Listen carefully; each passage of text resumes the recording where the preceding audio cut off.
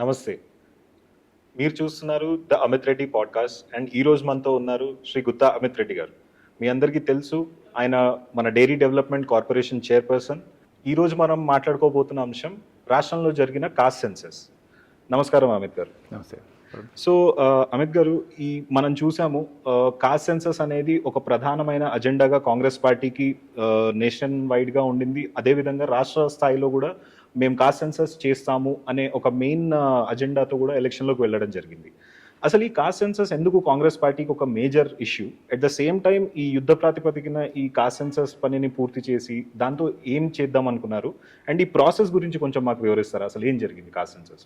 వరుణ్, దీంట్లో ముఖ్యంగా మీరు ఆలోచన చేయాల్సింది ఏంటంటే, కాస్ట్ సెన్సస్ కంటే ముందు కాంగ్రెస్ పార్టీకి సంబంధించినంత వరకు మా జాతీయ నాయకత్వం సామాజిక న్యాయం అనేది ఒక ముఖ్య ప్రాతిపదిక మాకు. సో సామాజిక న్యాయం ఒకవేళ భారతదేశంలో కానీ అనేక రాష్ట్రాల్లో కానీ న్యాయ సూత్రాన్ని మనం ఫుల్ఫిల్ చేయాలంటే కాస్ట్ సెన్సస్ ఉండడము అంటే కులగణన జరగడం అనేది దానికి ఒక ప్రాతిపదిక. కాబట్టి కులగణన జరిగితే దాని ద్వారా మనకు వచ్చే ఇన్పుట్స్ కానీ ఇన్ఫర్మేషన్ సమాచారం ఏదైతే ఉంటుందో దాన్ని బేస్ చేసుకొని సమాజంలో అట్టడుగున ఉన్నటువంటి వర్గాలు ఏవి, వాళ్ళు ఎందుకు ఏ కారణాల వల్ల వెనకబడి ఉన్నారనేది కూడా మనం ఒకవేళ గ్రహించి దాన్ని బట్టి మనం పాలసీని కానీ లేకపోతే ఫ్యూచర్లో మనం స్కీమ్స్ ఇంప్లిమెంట్ చేసే పాసిబిలిటీ ఉంటుంది. కాబట్టి కాస్ట్ సెన్సస్ అనేది ఒక ఫస్ట్ స్టెప్. దాని ద్వారా మనము సమాజంలో సామాజిక న్యాయం ఉందో దాన్ని ఆ లక్ష్యంగా కాంగ్రెస్ పార్టీ పనిచేస్తుంది. కాబట్టి first step caste census or కులగణన. సో ఒక ప్రధానమైన చర్చ ఏం జరిగిందంటే, ఈ కాస్ట్ సెన్సస్ జరుగుతున్న సమయంలో కాంగ్రెస్ పార్టీ అధికారంలో రాగానే కాస్ట్ సెన్సస్ మొదలుపెట్టలేదు. అదేవిధంగా 1 year అయిపోయే టైంకి ఇంకా లోకల్ బాడీ ఎలక్షన్స్ అంటే రూరల్ లోకల్ బాడీస్, స్థానిక సంస్థలు, సర్పంచ్ ఎలక్షన్లు ఇవన్నీ చేయాల్సిన సమయం వచ్చినప్పటికీ ప్రతిపక్షాల నుంచి కూడా మీరు ఎందుకు చేయట్లేదు అని అడుగుతున్నప్పుడు డిలేయింగ్ టాక్టిక్గా అంటే ప్రతిపక్షాలన్నీ కూడా కాంగ్రెస్ పార్టీ ఈ ఎన్నికలు ఫేస్ చేయలేక ఒక డైవర్షన్ టాక్టిక్ లాగా ఈ కులగణన ఎక్సర్సైజ్ అనేది తీసుకొచ్చారని అండ్ ఎలక్షన్ని దీనికి ముడిపెట్టారని. సో దీని మీద మీ కామెంట్ ఏంటి? అంటే చాలా రోజులుగా తెలంగాణ రాష్ట్రంలో కులగణన గురించి ఒక చర్చ జరుగుతూ ఉంది. అయితే మీరు ఆలోచన చేయాల్సింది ఏంటంటే, కాంగ్రెస్ పార్టీ అధికారంలోకి December 2023లో రావడం, దాని తర్వాత వెంటనే ఒక 4-5 నెలల తర్వాత మనకు పార్లమెంట్ ఎన్నికలు, మధ్యలో ఒక 3-4 నెలలే ఉండడం, ఫస్ట్ టైం కాంగ్రెస్ పార్టీ మన రాష్ట్రాన్ని సాధించిన తర్వాత అధికారంలోకి రావడం, దీనివల్ల కొంచెం కుదురుకోవాలంటే టైం పట్టడం. దాంతోపాటు ఏదన్నా క్యాస్ట్ సెన్సస్ కానీ కులగణన కానీ చేయాలంటే ఇది రాష్ట్ర వ్యాప్తంగా ప్రతి గ్రామాన ప్రతి వాడవాడన జరగాల్సిన ఎక్సర్సైజ్. కాబట్టి దీనికి ఒక డీటెయిల్డ్ ప్లాను, దీనికి గ్రాస్ రూట్ లెవెల్లో మైక్రో లెవెల్లో దీన్ని ప్లాన్ చేసి ఇంప్లిమెంట్ చేయాల్సి ఉంటుంది. కాబట్టి ఏ విధమైన దీన్ని తప్పిదాలకు తావు ఇవ్వకుండా చేయాల్సిన ఎక్సర్సైజ్. కాబట్టి దీన్ని చాలా జాగ్రత్తగా ఆచిచూచి చేయాల్సిన ప్లాన్. కాబట్టి ఇది కొద్దిగా టైం పట్టింది.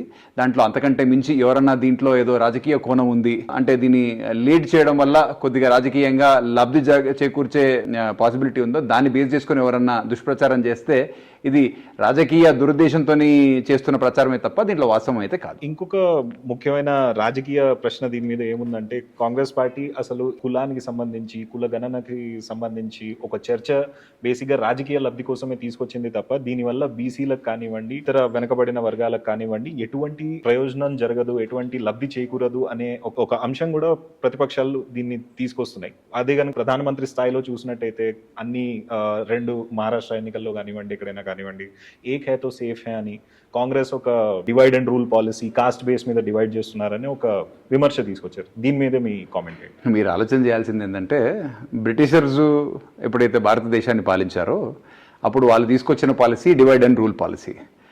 ఆ బ్రిటిషర్స్ తర్వాత నెక్స్ట్ పాలసీని ఇంప్లిమెంట్ చేస్తుంది మా ముఖ్యమంత్రి గారు చెప్తున్నట్టు ఇది బ్రిటిష్ జనతా పార్టీ. అంటే భారతీయ జనతా పార్టీ బదులు బ్రిటిష్ జనతా పార్టీ. ఎందుకంటే వీళ్ళు చేస్తుంది ఏంటంటే, భారతదేశాన్ని మతాల ఆధారంగా విడగొట్టి పాలించే సూత్రం ఏదైతే ఉందో అది బీజేపీ వాడుతున్నటువంటి ప్లాన్ అనమాట భారతదేశ వ్యాప్తంగా. దీన్ని మీరు ఆలోచన చేసినట్టయితే, మనము సామాజిక న్యాయం జరగాలంటే దానికి ప్రాతిపదిక కులగణన. కాబట్టి మీరు ఇంకోటి కూడా ఆలోచన చేయండి, భారతదేశం స్వాతంత్రం వచ్చిన తర్వాత 1952వ సంవత్సరంలోనే తమిళనాడులో మొట్టమొదటిసారిగా మనకు రిజర్వేషన్లు అమలు అనేది జరిగింది. భారతదేశ వ్యాప్తంగా అంబేద్కర్ గారి ఆధ్వర్యంలో మన కాన్స్టిట్యూషన్ మనం రూపొందించిన తర్వాత ఎస్సీ ఎస్టీస్ కోసం అని చెప్పేసి రిజర్వేషన్ భారతదేశ వ్యాప్తంగా రావడం, తమిళనాడులో మటుకు బీసీలకు అంటే బ్లాక్వర్డ్ క్యాస్ట్కి అదేవిధంగా మనకు ఎస్సీస్కి కూడా కలిపి రిజర్వేషన్ సిస్టమ్ అనేది తమిళనాడు రాష్ట్రంలో మొదటిసారి వచ్చింది. తమిళనాడు రాష్ట్రాన్ని ఆ రోజు కుమారస్వామి రాజా గారు కాంగ్రెస్ పార్టీ తరఫున వాజ్ ది లాస్ట్ ప్రీమియర్ అనమాట, ఇది మద్రాస్ ప్రెసిడెన్సీకి. ఆయన ఆధ్వర్యంలో ఫస్ట్ టైం రిజర్వేషన్ సిస్టమ్ అనేది ఒక స్టేట్లో రావడం జరిగింది. అది కాంగ్రెస్ పార్టీకి సంబంధించిన నాయకుడి ఆధ్వర్యంలో నడుస్తున్న రాష్ట్రంలో జరిగింది కాబట్టి కాంగ్రెస్ పార్టీకి ఉన్న రిజర్వేషన్ల పట్ల ఉన్న చిత్తశుద్ధి ఏంటనేది ఒక చిన్న ఎగ్జాంపుల్ కోసం మీకు తెలియాలని చెప్పేసి చెప్తున్నాను. కాబట్టి కులగణన జరిగితే మరొకసారి సామాజిక న్యాయం అనేది నిలబడుతోంది. సమాజంలో అట్టడుగు స్థాయిలో ఉన్నటువంటి అనేక కులాలు ఏవైతే మిగిలిపోయి ఉన్నాయో, అంటే అదర్ బ్యాక్వర్డ్ క్లాసెస్ అంటారు, అంటే అనేక కారణాల వల్ల సామాజికంగా వెనుకబడిన వర్గాలు ఏవైతే ఉన్నాయో వాళ్ళందరినీ కూడా సమాజంలో పైకి తీసుకురావాల్సిన ఒక అవసరాన్ని దృష్టిలో పెట్టుకొని తీసుకుంటున్న ఒక అంశం కాబట్టి దీనికి చిత్తశుద్ధితో కాంగ్రెస్ పార్టీ ఉంది. ఒక ప్రధానమైన చర్చ కూడా ఏం నడుస్తోందంటే గిన్తీ కరో అని రాహుల్ గాంధీ అంటున్నారు. అదే విధంగా చాలా ప్రతిపక్ష పార్టీలు బేసిక్ గా ప్రధానంగా బీజేపీ చూసుకున్నట్టయితే రాహుల్ గాంధీని ప్రధానంగా ఈ అంశం మీద టార్గెట్ చేస్తూ అసలు కులాన్ని లెక్కిస్తే తప్ప అభివృద్ధి చేయలేము అనే ఒక మైండ్ సెట్ మీద ఉంది. అండ్ ఇంకొక కొంతమంది ఇంటలెక్చువల్ వర్గాల దగ్గర నుంచి ఆర్ బీజేపీకి సంబంధించిన కొంతమంది ఇంటలెక్చువల్ వర్గాలు చాలా న్యూస్లో కానివ్వండి ఇతర ప్లాట్ఫామ్స్లో మాట్లాడుతున్నది ఏంటంటే this is a very backward sort of mind set. While Modi is talking about a 5 trillion economy and then basically ఆయన ఇంకా లైక్ ఒక aspirational ఇండియా గురించి మాట్లాడుతుంటే this is a regressive thought of Rahul Gandhi and Congress. They are going back to the stone ages.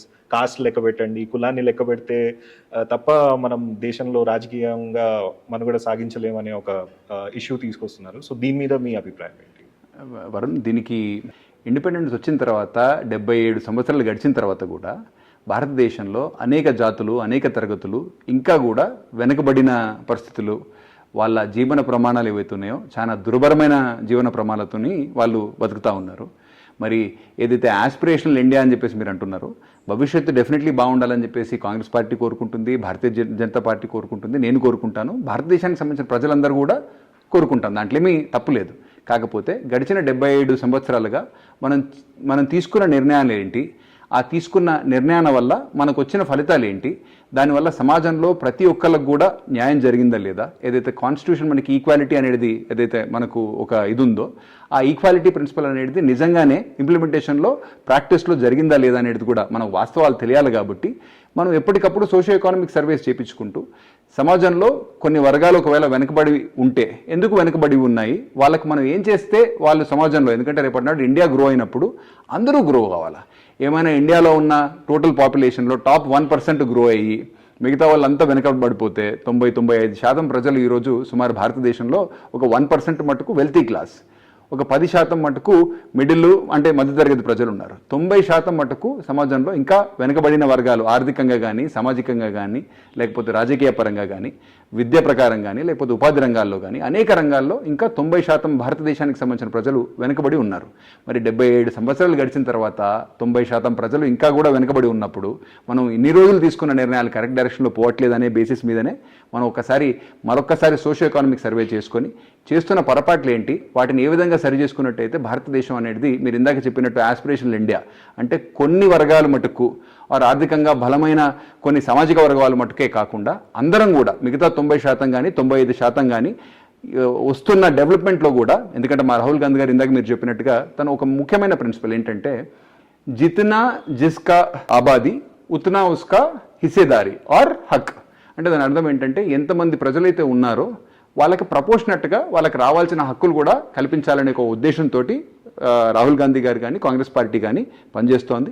ఎందుకంటే అట్లా చేసినట్టయితేనే భారతదేశం ఒకవేళ develop అయితే 100% ప్రజలందరూ కూడా ఈ అభివృద్ధికి సంబంధించిన ఫలాలు అందరికీ రావాలి. కాబట్టి మనం ఎంతమంది పాపులేషన్లో కానీ లేకపోతే మనకి ఎంతమంది అయితే మనకి రిప్రజెంటేషన్ ఉంటుందో ప్రజల్లో అంత రిప్రజెంటేషన్కి సరిపడా మనకు హక్కులు కూడా కావాలనే ఒక లక్ష్యంతో పనిచేస్తున్నాం. భారతదేశానికి సంబంధించిన అభివృద్ధి ప్రణాళికలో అందరికి కూడా సమాన హక్కులు వాళ్ళు ఉన్నటువంటి నెంబర్కి తగ్గట్టుగా కావాలనే ఒక ఉద్దేశంతో కాంగ్రెస్ పార్టీ పనిచేస్తాం. ఇంకొక అంశం నేషన్ వైడ్ గానే చూసుకున్నట్టయితే caste census and end of is the solution itself or is the start to a solution? Because Rahul Gandhi గారు కులగణన చేయాలి, గిన్తీ కరో ఇట్లాంటి ఆర్గ్యుమెంట్స్ ఇచ్చారు. బట్ ఇది చేశాక ఆయన ఏం చేయబోతోంది కాంగ్రెస్ పార్టీ అనే ఒక రోడ్ మ్యాప్ గురించి ఈ రోజు వరకు నాకు తెలిసినంతలో పెద్దగా దీని మీద చర్చ ఏం చేయలేదు. అదేవిధంగా ఆయన చాలా ఫోరమ్స్లో కూడా మాట్లాడారు. CEOs లో చూసుకుంటే how many are OBCs, how many are from SC/ST communities అని.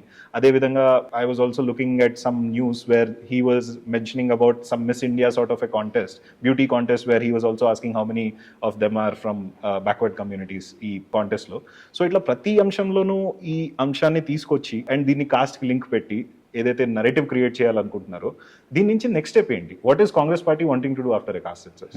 అంటే కాంగ్రెస్ పార్టీ దీనికి సంబంధించిన ముఖ్య మీ ప్రశ్నకి సంబంధించినంత వరకు నేను నా ఇంతకుముందు దానికే సమాధానం చెప్పాను. ముఖ్య ప్రాతిపదిక సామాజిక న్యాయం. సామాజిక న్యాయం అనేది ముఖ్యంగా 5 రంగాల్లో రావాలి. ఒకటి విద్య, ఉపాధి, ఆర్థికంగా, సామాజికంగా, రాజకీయంగా. ఈ 5 రంగాల్లో ప్రతి ఒక్క కమ్యూనిటీ అంటే ప్రతి ఒక్క సామాజిక వర్గం కూడా ఒక సమాన నిష్పత్తిలో వచ్చేంత వరకు రిజర్వేషన్లు కల్పించాలి అనేది అంబేద్కర్ గారి న్యాయసూత్రం. ఆ న్యాయసూత్రానికి లోబడి కాంగ్రెస్ పార్టీ పనిచేస్తూ ఉంది. ఎందుకంటే ఇందాక మీరు రెఫర్ చేసినట్టుగా రాహుల్ గాంధీ గారు CEOస్లో కానీ, బిజినెస్ వ్యాపారస్తుల్లో కానీ, లేకపోతే ఇండస్ట్రీకి సంబంధించిన లీడర్స్లో కానీ ఒకవేళ మీరు ఆలోచన చేసినట్టయితే ఎంతమందికి సంబంధించినంత వరకు వెనకబడిన తరగతులకు సంబంధించిన వాళ్ళు ఉన్నారు అనేది ప్రజలను ఎడ్యుకేట్ చేసే దాని గురించి ఆయన ఇచ్చిన రెఫరెన్స్ అనమాట. ఎవరికో వ్యతిరేకంగానో లేకపోతే కొన్ని సామాజిక వర్గాలకు వ్యతిరేకంగా చేసినది కాదు. ఎందుకంటే భారతదేశం అనేది గ్రో కావాలా, డెవలప్ కావాలా, అభివృద్ధి చెందాలా అనుకున్నప్పుడు అభివృద్ధి ఫలాలు అందరికీ అందాలి. కాబట్టి సమాన ప్రతిపత్తిలో అందుతున్నాయా లేదా అనేది ఒక ఉదాహరణ కింద ఆయన ఉదహరించవచ్చు తప్ప అంతకంటే మించి ఇంకోటైతే కాదు. సామాజిక న్యాయం ఏదైతే ఉందో ప్రతి దానికి ప్రాతిపదిక సామాజిక న్యాయం. రాజీవ్ గాంధీ వారసుడిగా రాహుల్ గాంధీ గారిని చూస్తూ ఉంటాం. ఆ కాలంలో చూసుకున్నట్టయితే రాజీవ్ గాంధీ గారు కులగణన అనే అంశాన్ని తీసుకొచ్చి మండల్ కమిషన్కి మొత్తానికి దానికి వ్యతిరేకంగా ఆయన అప్పుడు మాట్లాడారు. ఈ అంశాన్ని ముందుకు తీసుకొచ్చి దేశాన్ని ముక్కలుగా చేస్తున్నారు అన్నట్టుగా. మరి ఇప్పుడు ఆయన వారసుడే ఈ రోజు వచ్చి అదే కులగణన చేయాలి అన్నట్టుగా దాన్ని ఒక ప్రధానమైన అంశంగా దేశం మొత్తం తీసుకెళ్లాలనుకుంటున్నారు. సో ఈ కాంట్రాస్టింగ్ స్టాండ్స్ మీద మీరేమంటారు? అంటే ఇప్పుడు మీరు చెప్పినట్టుగా BP మండల్ గారి రిపోర్టు 1980లో వచ్చింది. VP సింగ్ గారి ప్రభుత్వం 1919లో కమిషన్ రిపోర్ట్ని ఇంప్లిమెంట్ చేయాలని, తర్వాత ఇందిరాసాని గారి కేసు రావడం, సుప్రీంకోర్టు గారి జడ్జిమెంట్ 1992లో రావడం, దాని తర్వాత BP మండల్కి సంబంధించిన కమిషన్ రిపోర్ట్స్ ఏవైతే ఉన్నాయో ఆ రిపోర్ట్కి సంబంధించిన రికమెండేషన్స్ అన్నీ కూడా ఇప్పుడు ఇంప్లిమెంటేషన్లో జరుగుతూ ఉన్నాయి. ఆ రోజున్న ఆర్థిక పరిస్థితులు, ఆ రోజున్న సామాజిక పరిస్థితులను దృష్టిలో పెట్టుకొని రాజీవ్ గాంధీ గారు కొన్ని నిర్ణయాలు తీసుకుని ఉండొచ్చు. కాకపోతే 77 సంవత్సరాలు గడిచిన తర్వాత కూడా సమాజంలో ఇంకా కూడా కొన్ని వెనుకబడిన తరగతులు ఇంకా కూడా అట్టడుగున స్థాయిలో ఉన్నాయి అని అనుకుంటే దానికి కొన్ని కారణాలు కనుక్కొని ఆ కారణాలను మనం ఏ విధంగా మనము దానికి సంబంధించిన పరిష్కారాలు ఏవైతే ఉంటాయో ఆ పరిష్కారాలు కనుక్కొని ఆ అట్టడుగు వర్గాలను పైకి తీసుకురావాలనే ఉద్దేశంతో పాటు రాహుల్ గాంధీ గారు నిజంగానే ఒక ప్రతిబద్ధతను లేవనెత్తితే అది మంచిదే కదా, సమాజం గురించి మంచిదే తప్ప ఇంకోటైతే కాదు కదా. సో దాంట్లో ఏం పెద్దగా ఆలోచించిన చేసేదానికి ఉంది. సామాజిక న్యాయం, సోషల్ జస్టిస్ అందరికీ మంచిదే కదా. సో మన దేశం ఇండిపెండెన్స్ టైం నుంచి మనం ఈ రోజుకి ఎన్నో దశాబ్దాలు ప్రయాణించి ఈ రోజు ఈ సిచ్యువేషన్లో ఉన్నాం. We are like around 5th largest economy in the world or 4th largest economy in the world. So over the years మనం బేసిక్గా ఈ కాస్ట్ అనే ఒక అంశాన్ని మెల్లిమెల్లిగా సొసైటీలో తగ్గుతూ వచ్చిందనే ఒక అభిప్రాయం. While economy is growing, people's economic status is moving up, people are moving up the economic ladder అనుకుంటే మళ్ళీ ఈ కాస్ట్ సెన్సస్ అనే టాపిక్ని తీసుకొచ్చి do you think are we moving back in some ways? Because people are trying to erase the boundaries of caste while politics is making them realise their caste and start fighting on the caste lines also. So అంటే దీంట్లో ఒకళ్ళకి against ఒకళ్ళను fight చేయించాలనో లేకపోతే గొడవ పెట్టాలనే ఉద్దేశంతో Congress party తీసుకొచ్చిన ప్రాతిపదిక కాదు ఇది. ఎండ్ ఆఫ్ ది డే నేను మళ్ళీ ఒక్కసారి మీకు చెప్పగలిగేది అదే, సామాజిక న్యాయం జరగాలంటే కులగణనలు జరగాల్సిందే. సమాజంలో ఎవరెవరు ఎంతెంతమంది ఎక్కడెక్కడ ఉన్నారు, వారికి ఆర్థికంగా సామాజికంగా వాళ్ళ స్థితిగతులు ఏంటి అనేది తెలుసుకొని దాన్ని బట్టి న్యాయం జరిగేటట్టుగా చేసే ప్రయత్నం తప్ప ఇంకోటి కాదు. మీరు చెప్తున్నట్టుగా భారతదేశం అనేది ఈరోజు 5th biggest ఎకానమీ అని చెప్పేసి అన్నారు. మీరు 5th biggest economy quantum wise కాకుండా పర్ క్యాపిటల్ వైజ్ ఆలోచన చేయండి.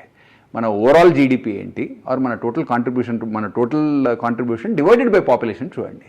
మనం 5th ప్లేస్లో ఉన్నామా? ఎందుకంటే 140 కోట్ల పైసలకు జనాభా ఉంది కాబట్టి ఈరోజు కూడా మనం ఒక 5th ప్లేస్లో వచ్చాం.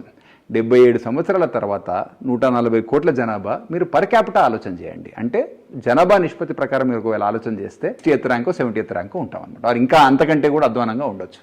కాబట్టి మోడీ గవర్నమెంట్, బీజేపీ గవర్నమెంట్ చెప్తున్నట్టు మేము 5th ర్యాంక్ నుంచి 4th వెళ్తాము, లేకపోతే 7th నుంచి 5th వచ్చాము అనేది ఏదైతుందో, జనాభా నిష్పత్తి ప్రకారం జీడిపి పర్ క్యాపిటా మీరు క్యాలిక్యులేట్ చేసి నిజంగానే మన గ్రోత్ అనేది ఎంత బాగా జరుగుతుంది అనేది ప్రజలకు వివరిస్తే మంచిది. అది ప్రాపర్గా జరగట్లేదు కాబట్టి ఇంకా ఎందుకు జరగట్లేదు, ఎందుకు కారణాలు ఉన్నాయి, ఏంటి అనేది మనం ఎప్పటికప్పుడు సోషియో ఎకానమిక్స్ ఎట్లయితే పాపులేషన్ సెన్సస్ తీసుకుంటామో అదేవిధంగా socio economic status, socio economic survey అనేది కూడా ఎప్పటికప్పుడు చేసి అందరూ ప్రాపర్గా ఈక్వల్గా గ్రో అవుతున్నారా లేదా, ఎవరన్నా వెనకలబడుతున్నారా, వెనకలబడుతున్న దానికి కారణాలు ఏంటి, ఎడ్యుకేషన్ ఒక కారణమా, లేకపోతే ఆరోగ్యపరమైన కారణాలు కొన్ని ఉన్నాయా, సామాజికంగా వెనుకబడి ఉండడం అనేది ఒక కారణమా, లేకపోతే రాజకీయంగా వాళ్ళకు రిప్రజెంటేషన్ సరిగ్గా లేకపోవడం అనేది ఒక కారణమా, ఆర్థికంగా ఏమి ఇబ్బందులు ఫేస్ చేస్తున్నారు, ఎందుకు భారతదేశంలో ఇన్కమ్ ఇన్ఈక్వాలిటీ ఉంది. ఎందుకంటే సమాజంలో ఓవరాల్గా ఇప్పుడు ప్రపంచంలో మీరు ఒకవేళ ఆలోచన చేసినట్టయితే ఇండియా నుంచి ప్రపంచవ్యాప్తంగా ఉన్న కుబేరుల్లో చాలా మంది భారతదేశంలో ఉన్నారు. కాకపోతే 99% మటుకు ఇంకా కూడా వెనకబడి ఉన్నారు. అందులో అత్యంత కడుపు ఎద్దరికంలో ఒక 80% పైగా ప్రజలు ఉన్నారు. మరి ఇంతమంది 77 సంవత్సరాల స్వతంత్రం వచ్చిన తర్వాత కూడా ఇంకా కూడా వెనకబడి ఉన్నారంటే మరి మోడీ గారు ఈ 5th లార్జెస్ట్ ఎకానమీ గురించి చెప్పే బదులు ఈ 80% ఎట్లా పైకి తీసుకొస్తారో దానికి మీరు చేస్తున్న ప్లానింగ్ ఏంటి, ప్రణాళికలు ఏంటి అనేది ప్రజల ముందు పెడితే బాగుంటుంది. ఎందుకంటే వారు అధికారంలోకి వచ్చి కొత్తగా వచ్చింది ఏం కాదు, సుమారు ఇప్పుడు 10.5 సంవత్సరాలు అయింది వాళ్ళు అధికారంలోకి వచ్చిన తర్వాత కూడా. ఎందుకంటే సరే వచ్చిన కొత్తల్లో కాంగ్రెస్ పార్టీ ఏం చేయలేదు అది ఇదని చెప్పేసి బ్లేమ్ చేసినా సరే ప్రజలు కూడా అర్థం చేసుకుంటారేమో. ఇప్పుడు అధికారంలోకి వచ్చి సుమారు 11 సంవత్సరాలకు దగ్గర పడతా ఉంది. మరి వచ్చిన తర్వాత కూడా ఈ రోజు కూడా ఇన్కమ్ ఇన్ఈక్వాలిటీ ఉండడము, సమాజంలో ఇంకా కూడా అట్టడుగు వర్గాన కొన్ని వర్గాలు ఉండడము. ఈరోజు మీరు ఏ విధమైన ఇంటర్నేషనల్ ఇండెక్స్ అన్నా తీసుకోండి, ఏ విధమైన హ్యూమన్ ఇండెక్స్ తీసుకున్నా, హంగర్ ఇండెక్స్ చూసుకున్నా భారతదేశం అనేది చాలా వెనకాలబడి ఉంది. సో ఎంతసేపటికి 5th లార్జెస్ట్ ఎకానమీ గురించి మాట్లాడుతున్నాను తప్ప పర్ క్యాపిటల్ మీరు ఒకసారి ఆలోచన చేయండి, ప్రజలకు వాస్తవాలు వివరించండి, వాస్తవాల ఆధారంగా ప్రజల అభిప్రాయాలు అనేది ఏర్పాటు చేసుకుంటే మంచిది. సో నేషనల్ వైడ్గా ఇంకొక ముఖ్యమైన అంశం చూసుకుంటే ఆర్ఎస్ఎస్ కూడా రీసెంట్గా they came out in support of cost census చేయాలి, కానీ దీన్ని రాజకీయాల కోసం కాదు డెవలప్మెంట్ కోసం వాడాలనే స్టేట్మెంట్ ఆర్ఎస్ఎస్ కూడా పబ్లిక్గా ఇచ్చింది, which is in contrast with BJP stand. But BJP ఇంకా దీని మీద కూడా ఇంకేం క్లారిటీ ఇవ్వలేదు. అండ్ ఒక పక్క చూసినట్టయితే బీజేపీ బీహార్ యూనిట్ ఏమో వాళ్ళ అక్కడ నితీష్ కుమార్ గారి కాస్ట్ సెన్సస్ అంశంలు లేవనెత్తితే బీహార్ యూనిట్ ఆఫ్ బీజేపీ వాళ్ళు కూడా మేము సమర్థిస్తాం కులగణన అని చెప్పారు. But national leadership of BJP is against it. So do you think BJP is afraid of conducting a caste census? Definitely మీరు ఒకవేళ ఆలోచన చేసినట్టు భారతీయ జనతా పార్టీకి కులగణన ఆధారంగా ప్రజలు వివేకవంతులై వాళ్ళు ఒకవేళ ఓటింగ్కి వస్తే వాళ్ళు మతానికి ఏదైతే సంబంధంగా వాళ్ళు చేసే రాజకీయాలు ఆ పప్పులు ఉడకవనే ఒక ఆలోచనతోటి వాళ్ళు ఎంతసేపటికి సమాజంలో కొన్ని వర్గాలు అట్టడుగున స్థాయిలో ఉండాలా, మత ప్రాతిపదిక బేస్ మీద రాజకీయాలు జరగాల, మతానికి అనుకూలంగా కొన్ని మతాలకు వ్యతిరేకంగా ఈ విభజన చేసి రాజకీయ లబ్ధి పొందాలనే ఆలోచనతోటి భారతీయ జనతా పార్టీ రాజకీయాలు చేస్తూ ఉంది. మీరే ఆలోచన చేసినట్టయితే ఇప్పుడు రాజకీయంగా అవసరం కాబట్టి బీహార్కి సంబంధించిన భారతీయ జనతా పార్టీ యూనిట్ మటుకు కులగణనకు అనుకూలంగా ఐ థింక్ వాళ్ళు పనిచేస్తున్నట్టుంది. మరి వేరే రాష్ట్రాల్లో పనిచేస్తే తప్పులేదు కదా. కాంగ్రెస్ పార్టీ జాతీయ రాజకీయాల్లో జాతీయ పరంగా ఒక నిర్ణయం తీసుకుంది, సామాజిక న్యాయం జరగాలంటే కులగణన జరగాల, అందరికీ సమాన హక్కులు వాళ్ళకున్న రేషియో ప్రకారం, వాళ్ళకున్న పాపులేషన్ ప్రకారం, వాళ్ళకున్న ఏదైతే దీని ప్రకారం జరగాలనే ఉద్దేశంతో కాంగ్రెస్ పార్టీ పనిచేస్తూ ఉంది. అది ఏ రాష్ట్రంలో అయినా కూడా సరే. ముఖ్యంగా మీరు కర్ణాటకలో చూసుకుంటే కర్ణాటకలో కూడా ఇంతకుముందు క్యాస్ట్ సెన్సస్ జరిగింది. సో ఆర్టికల్ 340 ప్రకారం మనం క్యాస్ట్ సెన్సస్ అనేది ఏ రాష్ట్రం అయినా చేయొచ్చు, తెలంగాణ రాష్ట్రం కూడా చేస్తూ ఉంది. మనకు వస్తున్న సోషియో ఎకానమిక్ సర్వే ఏదైతే మనం చేశామో ఆ సర్వే నుంచి వస్తున్న ఫీడ్బ్యాక్ అనుగుణంగా రాజకీయంగా ఆర్థికంగా స్థితిగతులు ఏంటి, వెనకబాటు ఉంటే ఎందుకుంది, దాన్ని పరిష్కరించాలంటే తీసుకోవాల్సిన చర్యలు ఏంటి అనే బేస్ చేసుకొని ముఖ్యమంత్రిగా రేవంత్ రెడ్డి గారు ఆయన నిర్ణయాలు తీసుకోబోతూ ఉన్నారు. సోషియో ఎకానమిక్ సర్వే ఏదైతే ఉందో తొందరలో అది బయటికి కూడా వస్తుంది. ఎందుకంటే మీరు ఇది కూడా ఆలోచన చేయండి, టీఆర్ఎస్ పార్టీ అనేది సమగ్ర కుటుంబ సర్వే కూడా చేసిన తర్వాత దాంట్లో కూడా వాళ్ళు కులానికి సంబంధించిన ఆర్ సామాజిక వర్గానికి ఆధారంగా డేటా కూడా సేకరించారు. కానీ 10 సంవత్సరాల పాటు వాళ్ళు అధికారంలో ఉన్నన్ని రోజులు దానికి సంబంధించిన ఇన్ఫర్మేషన్ కానీ సమాచారం కానీ ఏదైతే ఉందో వాస్తవాలను ప్రజల ముందు పెట్టలేదు. నిర్ణయాలు వాళ్ళు తీసుకుంటా ఉన్నారు, సర్వే మటుకు వాళ్ళు అలాగే పెట్టి 10 సంవత్సరాలు కాలయాపన చేశారు. కానీ ఏ రోజు కూడా కులాల ఆధారంగా లేకపోతే వెనుకబడిన వర్గాల ఆధారంగా ఎందుకు వెనుకబడి ఉన్నాయనే దానికి తగ్గట్టుగా వాళ్ళు కూడా పనిచేయలేదు. కాబట్టి కాంగ్రెస్ పార్టీ మట్టుకు ట్రాన్స్పరెన్సీ తోటి పనిచేస్తూ ఉంది.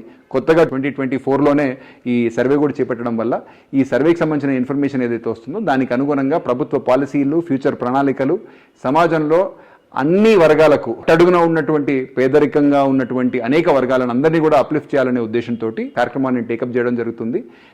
భవిష్యత్తులో మంచి కార్యక్రమాలు ప్రతి సామాజిక వర్గం కూడా ఆర్థికంగా, రాజకీయంగా, విద్య ప్రకారంగా, లేకపోతే ఉపాధి రంగాల్లో అన్ని రంగాల్లో కూడా బాగుండాలనే ఒక ఆలోచనతో తీసుకున్న కార్యక్రమం కాబట్టి ప్రజల నుంచి కూడా దీనికి మంచి సానుకూలమైన స్పందన వస్తుంది.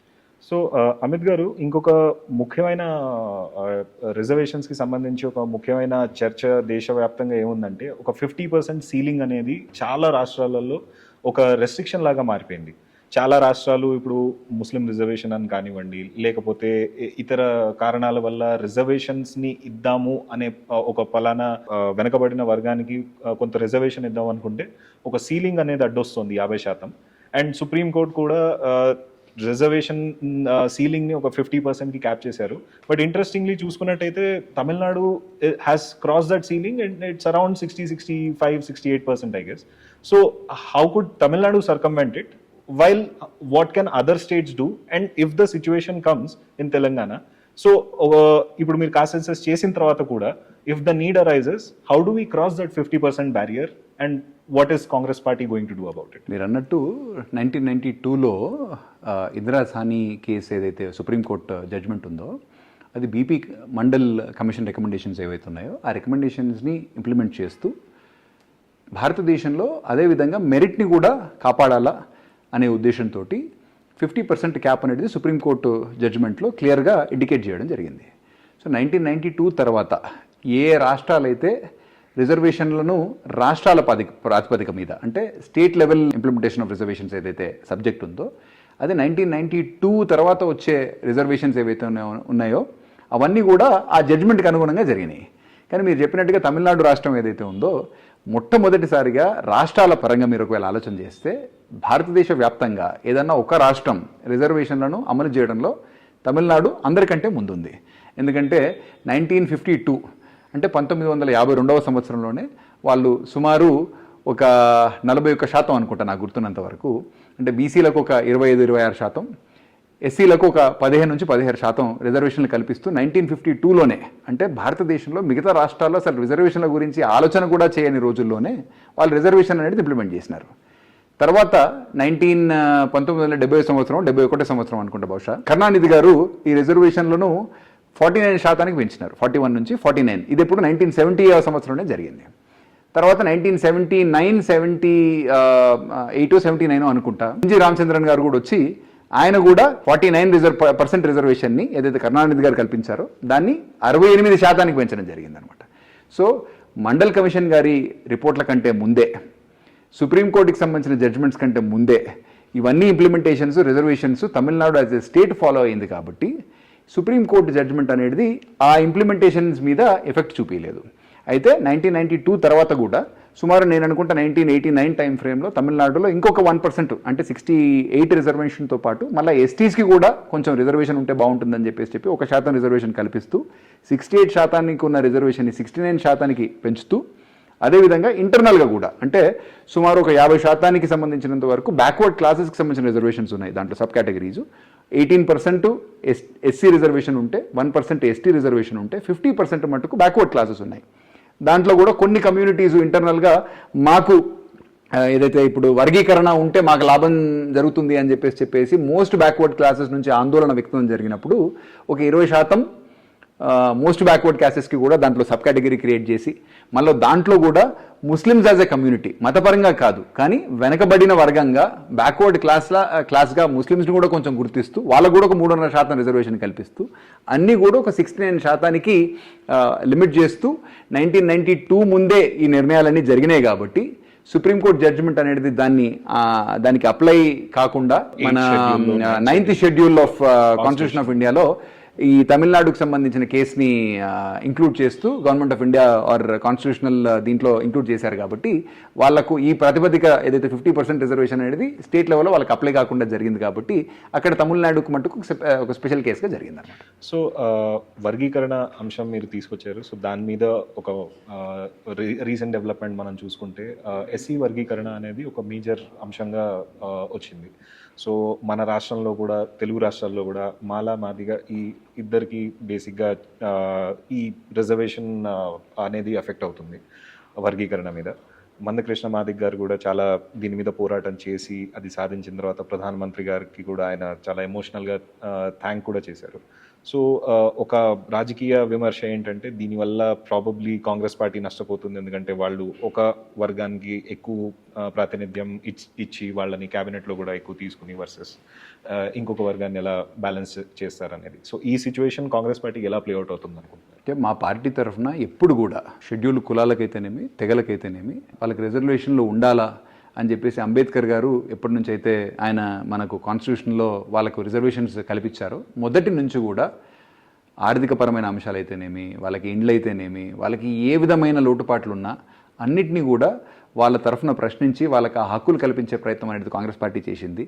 సో ఈ రోజున భారతదేశంలో ఎస్సీస్కి కానీ ఎస్టీస్కి కానీ మంచి సపోర్ట్ కానీ లేకపోతే మొదటి నుంచి వాళ్ళ ఆ వర్గాలకు సంబంధించిన క్లాస్ గురించి వాళ్ళకి కావాల్సిన రైట్స్ గురించి కొట్లాడిన పార్టీ ఏదన్నా ఉంటే అది కాంగ్రెస్ పార్టీ.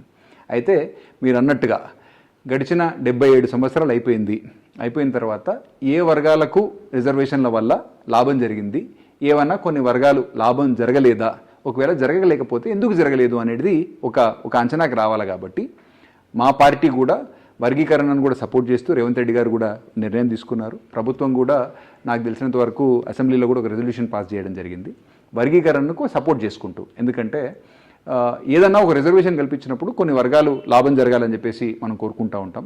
ఆ వర్గాల్లో నిజంగానే కొన్ని వర్గాలకు లాభాలు జరిగి ఉంటే మరి మిగిలిపోయిన మిగతా వాళ్ళని కూడా మనం ఏ విధంగా కాపాడాలా, వాళ్ళకు కూడా ఆర్థికంగా సామాజికంగా ఏ విధంగా న్యాయం కల్పించాలనే ఒక ఉద్దేశంతో వర్గీకరణ చేసినట్టయితే ఆ లాభం ఒకవేళ జరుగుతుంది అని చెప్పేసి అన్ని వర్గాలకు రిప్రజెంటేషన్ ప్రాపర్గా వస్తుంది అనేది ఒకవేళ ఆలోచన కరెక్ట్ అయితే దాన్ని 100% కాంగ్రెస్ పార్టీ అయినా సరే ఎవరైనా కూడా సరే ఒక మంచి రేషనల్ ఒక మంచి రీజన్ దాంట్లో ఉంది కాబట్టి ఆ వర్గీకరణ చేయడంలో తప్పు లేదనేసి నేనైతే భావిస్తా ఉన్నా. మా పార్టీ కూడా అదే డైరెక్షన్లో ఆలోచన చేస్తుందని చెప్పేసి కూడా నా ఆలోచన. సో ఇంకొక విమర్శ ప్రతిపక్షాల నుంచి ముఖ్యంగా బీఆర్ఎస్ నుంచి ఏముందంటే ఈ ఎక్సర్సైజ్ 70% పూర్తయింది, 30% అసలు ప్రజలు మీకు సహకరించట్లేదు, ఇన్ఫర్మేషన్ ఇవ్వట్లేదు, వస్తే వెళ్ళగొడుతున్నారు, ఈ సర్వేని బేసిక్గా వాళ్ళు యాక్సెప్ట్ చేయడానికి రెడీగా లేరని. ఈ ఒక రాజకీయ విమర్శ మీద మీ కామెంటరీ? ఇది పూర్తిగా రాజకీయ అవసరాల కోసం చేసిన విమర్శే తప్ప ఇంకోటి కాదు. మాకు ప్రభుత్వ పరంగా మాకున్న సమాచారం ప్రకారం ప్రజలు అత్యధిక సంఖ్యలో పాల్గొని, ఎందుకంటే వాళ్ళకి రావాల్సిన ఏదైతే ప్రణాళికలు కానీ స్కీమ్స్ కానీ గవర్నమెంట్కి సంబంధించిన ప్రోగ్రామ్స్ కానీ అన్నీ కూడా ప్రాతిపదిక సోషియో ఎకనామిక్ సర్వే కాబట్టి పెద్ద సంఖ్యలో స్వచ్ఛందంగా ఈ సర్వేలో పాల్గొన్నారు. సో మంచి పర్సంటేజ్తో కంప్లీట్ అయింది. కాకపోతే ఏది కూడా ప్రజల మీద మనం ఎన్ఫోర్స్ చేయలేము. స్వచ్ఛందంగా ఎవరన్నా వచ్చి ముందరకు వచ్చి ఇన్ఫర్మేషన్ ఇస్తా అంటే డెఫినెట్లీ తీసుకుంటాం అందరి దగ్గర కూడా. ఒకవేళ ఎవరన్నా ఆ ఇన్ఫర్మేషన్ మేము ఇవ్వము అని చెప్పినప్పుడు మనం ఫోర్స్ చేయలేం. కాబట్టి మనకు ప్రతి డోర్ నంబర్ ఏదైతే ఉందో గ్రామాన వాడవాడన ప్రతి గల్లీలో కూడా స్టికరింగ్ వేసి అన్ని ఇండ్లను కూడా సర్వేలో కంప్లీట్ చేయడం జరిగింది. ప్రతి ఇల్లు కూడా సర్వేలో పార్టిసిపేట్ చేసినారు. ఒకవేళ ఎవరన్నా వద్దనుకుంటే తప్ప అది వాళ్ళ నిర్ణయం. ఎందుకంటే మనం ఇది నిర్బంధంగా చేసే ప్రశ్నావళి కానీ ఆ సర్వే కాదు. కాబట్టి స్వచ్ఛందంగా ఎవరెవరైతే ముందరకు వచ్చారో అందరి నుంచి సమాచారం తీసుకున్నాం. సుమారు 97-98% పైగా కూడా ప్రజలు ఈ సర్వేలో పాల్గొన్నారు. కాబట్టి సర్వే 100% సక్సెస్ఫుల్గా జరిగింది. సో ఇంకొక మేజర్ పొలిటికల్ క్వశ్చన్ దీంట్లో చూస్తే కనుక కులగణన చేయాలనేది కాంగ్రెస్ పార్టీ ఒక విధానం. కానీ ఎలక్షన్స్ పరంగా చూసుకున్నట్టయితే కాంగ్రెస్ పార్టీ ఈ కులగణన కంటే ముందే ఇంటర్నల్ పార్టీ డెమోక్రసీని ప్రమోట్ చేయడానికి యాజ్ అ రోల్ మోడల్ వాళ్ళే ఇంటర్నల్ పార్టీ రిఫార్మ్స్లో భాగంగా అసలు పార్టీ పొజిషన్స్లో తగ్గ రిప్రజెంటేషన్ వివిధ కులాలకు ఇచ్చి, అదేవిధంగా టికెట్ డిస్ట్రిబ్యూషన్లో పార్లమెంట్ టికెట్స్ కానివ్వండి, లేకపోతే అసెంబ్లీకి జరిగిన ఎలక్షన్స్కి సంబంధించి కానివ్వండి, ఎంతమందికి ఈ సామాజిక న్యాయం అనే సూత్రంతో టికెట్లు ఇవ్వడం జరిగింది.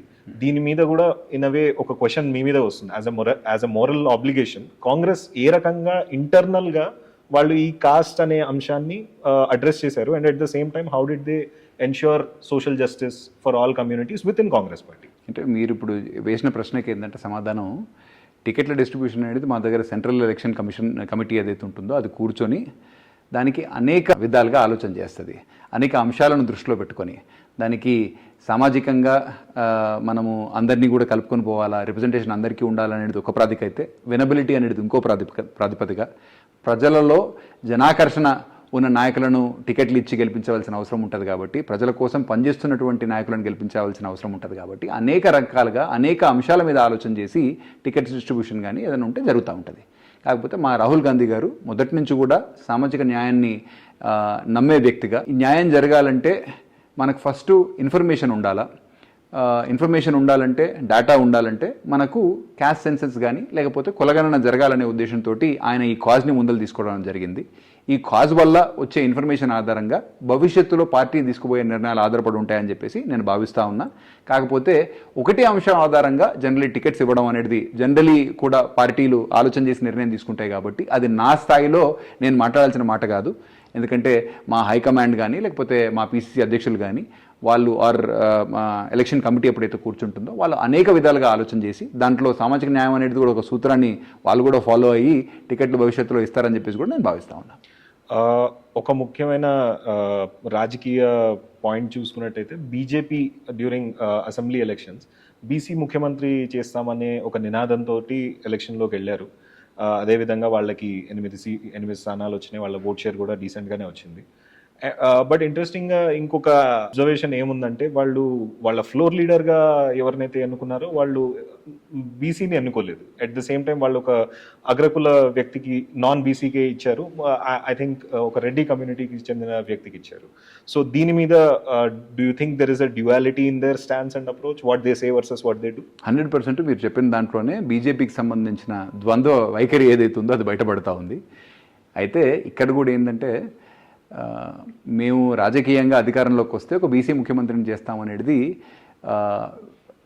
వాళ్ళు ఒక పొలిటికల్గా దాన్ని ఒక అంశంగా మార్చి వెనుకబడిన వర్గాలకు సంబంధించిన ఓట్లు దండుకుందామనే ఆలోచనతో చేసిన ప్రయత్నం తప్ప ఇంకోటి కాదు. ఎందుకంటే మరి లీడర్ ఆఫ్ వాళ్ళ పార్టీకి ఎవరైతే అసెంబ్లీలో ఉంటారో మరి అక్కడ రిప్రజెంటేషన్ అనేది బీసీకి ఎందుకు ఇవ్వలేదు అనేది వాళ్ళే ఆ ప్రశ్నకు సమాధానం చెప్పాల్సి ఉంటుంది. కాబట్టి భారతీయ జనతా పార్టీ ఏ నిర్ణయం తీసుకున్నా కూడా సరే దాన్ని ఒక రాజకీయ కోణంలో ఆలోచన చేసి వాళ్ళకి ఏ విధంగా బెనిఫిట్ అవుతుంది, ప్రజలను మతాలకు అనుగుణంగా విడగొడితే లాభమా లేకపోతే కులాలకు అనుగుణంగా విడగొడితే లాభమా, కులాలను కూడా ఏ విధంగా సోషల్ ఇంజనీరింగ్ చేస్తే వాళ్ళకి లాభం జరుగుతుంది అనేది అనేక విధాలుగా ఆలోచన చేసి ఆ పార్టీ అనేది అట్లా అలవాటు చేసుకుంది. కాబట్టి వాళ్ళతోని ప్రజలు కూడా చాలా జాగ్రత్తగా, ఎందుకంటే ఏ నిర్ణయం తీసుకున్నా దాని వెనకాల ఏదో ఒక రాజకీయ కోణం ఉంటుంది కాబట్టి ప్రజలందరూ కూడా చైతన్యవంతులై బీజేపీ పార్టీని మటుకు ఒక కట్ట కనిపెట్టి ఉండడమే శ్రేయస్కరం, ప్రజలకు కూడా శ్రేయస్కరం. సో ఇప్పుడు క్యాబినెట్ ఎక్స్పాన్షన్ అనేది కూడా ఒక ముఖ్యమైన అజెండా ఐటమ్ ఉంది గవర్నమెంట్ ముందు, especially political leadership Revanth Reddy గారి ముందు కానివ్వండి, హైకమాండ్ ముందు కానివ్వండి. ఇప్పుడు ఎక్స్పాన్షన్లో కూడా చాలా మటుకు రికమెండేషన్స్ ఆర్ ఊహాగానాలు ఏవైతే ఉన్నాయో పబ్లిక్ డొమైన్లో బీసీలకు ఎక్కువ ప్రాతినిధ్యం లేదు. అండ్ బీఆర్ఎస్ కూడా ఒక రకంగా ఇది ఒక ప్రధానమైన విమర్శలాగా చేస్తుంది. సో మ్యాక్సిమం రెడ్డి కమ్యూనిటీ వాళ్ళకే పదవులు ఇస్తున్నారు. ఎక్స్పాన్షన్లో కూడా maximum candidates under consideration are from Reddy community. So దీని మీద do you have anything to say or do you want to comment on? మీరు అన్నట్టు క్యాబినెట్లో ఎవరిని తీసుకోవాలా ఎవరిని తీసుకోకూడదు, ఏ అంశాల ఆధారంగా నిర్ణయాలు జరగాలనేది ముఖ్యమంత్రి గారు తన స్థాయిలో, మా పార్టీ జాతీయ నాయకత్వం మల్లికార్జున్ ఖార్గే గారు కానీ లేకపోతే సోనియా గాంధీ గారు కానీ లేకపోతే అనేక జాతీయ నాయకులు అందరూ కలిసి కూర్చొని తీసుకునే నిర్ణయం, మా పిసిసి అధ్యక్షులు గారు కానీ. సో వాళ్ళ ఆధ్వర్యంలో ప్రాతిపదికన వాళ్ళు నిర్ణయాలు తీసుకుంటారనే దానికి నేను నా స్థాయిలో జవాబు అయితే చెప్పలేను. కానీ రాహుల్ గాంధీ గారు చెప్పే దాని ప్రకారం మటుకు సామాజిక న్యాయం ఏ నిర్ణయం తీసుకున్నాను కూడా సరే జరగాలి. కాబట్టి భవిష్యత్తులో పార్టీ నిర్ణయాలు ఆ సూత్రానికి అనుగుణంగా జరుగుతాయనేసి నేను భావిస్తా ఉన్నా. Okay, thank you so much Amit garu for your valuable time. So ఇది ఈరోజు మన పాడ్కాస్ట్. సో ఇట్లాంటి వేరే టాపిక్స్ ఏమైనా మీరందరూ వినాలనుకుంటుంటే లేకపోతే అమిత్ గారి అభిప్రాయాలు కూడా మీరు తెలుసుకోవాలనుకుంటుంటే please let us know in the comments. Thank you so much.